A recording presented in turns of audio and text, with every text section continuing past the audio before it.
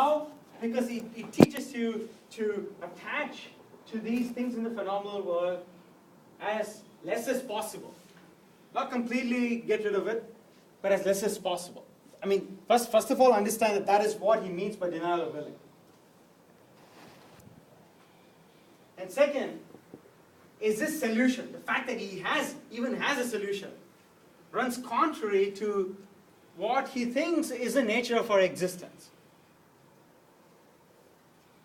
Well, I mean, especially some of the stuff that we said last time, of what existence is, and so on. I mean, or I can actually read Kia's question, where he formulated the question in a slightly different way. Schopenhauer says that his philosophy could be called the true Christian philosophy, as in it prescribes this denial of willing as a way of liberating or redeeming or giving us salvation from this phenomenal world. Why is this? Does this surprise you? Considering that he earlier said, and Kia is actually noting, earlier said, or earlier mentioned about the meaninglessness of human existence. Let me ask you, why I mean, it's a very, very correct question. Why do you ask that? It just seems slightly contradictory to the fact that he spent all this time saying that life basically probably has no purpose, and we can't know that there's what that purpose would be even if we had one. And then he's saying basically that there is this way of, like, I don't know, finding salvation or whatever without the fact that he has no idea whether that is real. He hasn't experienced it. And it just doesn't seem to match up to me. Right. Does everyone see what Kia is asking? I mean, please be aware of the fact that he's not now saying I can know reality. I can know the purpose.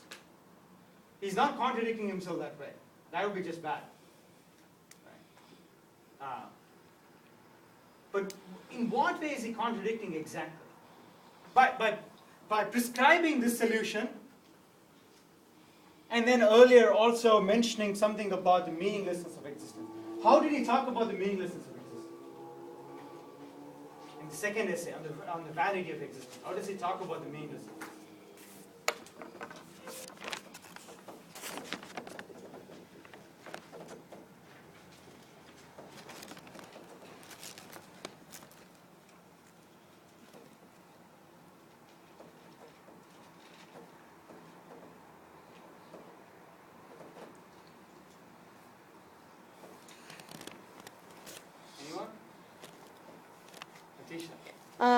That existence has no positive value, and Existence has no positive value. That you don't take away anything from here in something. There is no redemption.